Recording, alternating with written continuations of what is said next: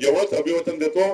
अंकुश अवताळेजी, तुमच्या निवडणुकीमध्ये मी या ठिकाणी माईकवर एक या ठिकाणी प्रश्न मांडला होता की घोडके वस्तीमध्ये आपण त्या ठिकाणी त्या घरं कायदेशीर करून देण्याचे.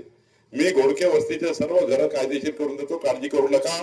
25/3/2026 ला जो शासन निर्णय आपण केलेला आहे त्या निर्णयामध्ये 1 जानेवारी 2011 पूर्वीचे सर्व घरं कायदेशीर करण्याचा अधिकार तहसीलदारला दिला. तहसीलदार आहे का पुढे? तहसीलदार हो, तहसीलदार तुम्हाला अधिकार दिले. आता दिले ना अधिकार, मग घोडके वस्ती झालं पाहिजे जेव्हा 25/3/2026 ला 25/3/2026 झाले.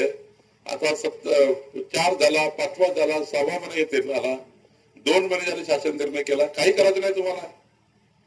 25/3 मुळे तुम्हाला सर्व अधिकार तहसीलदारला देऊन टाकले. काय राहिले का शिल्लक?